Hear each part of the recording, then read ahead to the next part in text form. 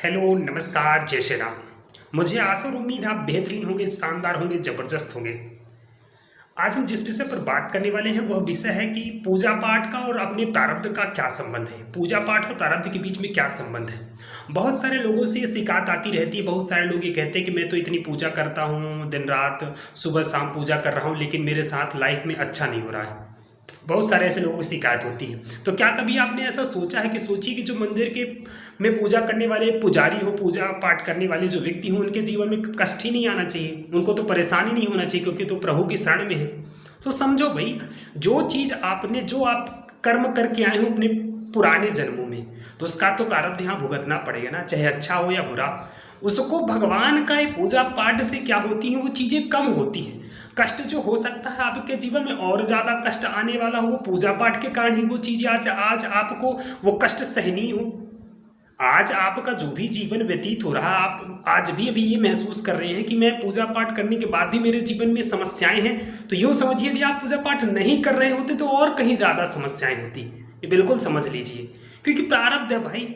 अच्छा ये बताइए कि जो एक प्रेमानंद जी के दरबार में एक छोटा सा बच्चा गया था, उसकी मम्मी गई थी। उन्होंने पूछा था कि महाराज जी, इस बच्चे का क्या मतलब इसने क्या ऐसा किया होगा, इसका क्या दोष है कि इस बच्चे को इस छोटी सी उम्र में 4 से 5 साल का बच्चा, इसे कैंसर हो गया है। महाराज जी ने क्या समझाया था कि उसके कर्मों का, पुराने जन्मों के कर्मों का फल है, वो उसे भुगतना पड़ेगा। अब सोचो भाई, जो आप कर्म करके आए हैं, अच्छा हो या बुरा, उसको तो भुगतना पड़ेगा ना। पूजा पाठ की भक्ति से वो चीज़ें धीरे धीरे आपको कर्म जो सहना है ना, वो सहनीय बन जाता है। भगवान उस चीज़ को कम कर देते हैं, है ना। वो चीज़ मतलब प्रारब्ध हमारे जीवन में जो बुरे कर्म आते हैं, जो चीज़ हम भुगत लेंगे, वो हमें पता भी नहीं चलता और निकल भी जाते हैं। वो पूजा पाठ ये सिखलाती है। अब पूजा पाठ से आप बिल्कुल इस तरीके से डिपेंडेंट हो जाए कि हमारे जीवन में कोई संकट ही नहीं आए, हम मतलब हमेशा खुशहाल रहे, तो ये तो देखो संभव नहीं है। ये तभी संभव है जब आपने अपने कर्म क्या किए हैं। ये जो यहाँ हमारा जो जीवन चल रहा है, वो हमारे अच्छे बुरे कर्मों का तो फल है, और हम जो अभी अच्छे और बुरे कर्म फल करेंगे वो भी हमको मिलने वाला है।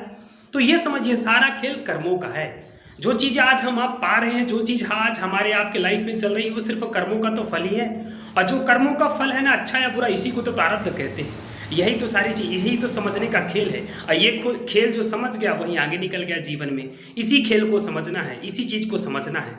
तो पूजा पाठ भी भगवान की भक्ति के साथ जुड़े रहिए और जीवन को सहज बनाते रहिए और बढ़िया तरीके से जीवन को एंजॉय करते रहिए। परेशान नहीं रहना ना, पूजा पाठ भक्ति में संदेह करना है। कर्म अच्छे करिए, मेहनत अच्छे शानदार तरीके से, किसी को सताइए नहीं, मन को खुश रखिए, लोगों का भला चाहिए। इस तरीके से जब जीवन में चीज़ें चलने लगेगी ना, तो लाइफ में खुश रहने लगेंगे। ऑटोमेटिक जीवन में शिकायतें दूर हो जाएंगी। भगवान से शिकायत करना छोड़ दीजिए, क्योंकि जो चीज़ें अभी आप महसूस करें और पूजा पाठ से जुड़े हुए हैं ना, तो भगवान का ही वो फल है ना। तो बढ़िया तरीके से, अच्छे तरीके से मेहनत करिए, जीवन में आगे बढ़िए। और जिन भी लोग जो स्पिरिचुअल जिसको बोल देते हैं ना, अलग तरीके से, यार पूजा पाठ का जरूरी नहीं। बहुत सारे लोग अब ये कह देते हैं कि बहुत सारे लोग तो ऐसे उनके जीवन में बहुत ही अच्छा चल रहा होता, वो तो पूजा पाठ नहीं कर रहे होते। भाई उनके कर्म ऐसे हैं, उनके प्रारब्ध ऐसे हैं, उन्होंने पूर्व जन्म में ऐसे कर्म किए हैं जिसका आज उनको फल मिल रहा है। उनके कर्म ऐसे रहे होंगे जो आज वो भुगत रहे हैं। बहुत सारे लोगों के ऐसे कर्म अच्छे होते हैं जो उनको मिल जाते हैं, वो थोड़ी सी भी मेहनत करते हो, जीवन में सफल हो रहे हैं। क्या कर्मों का फल।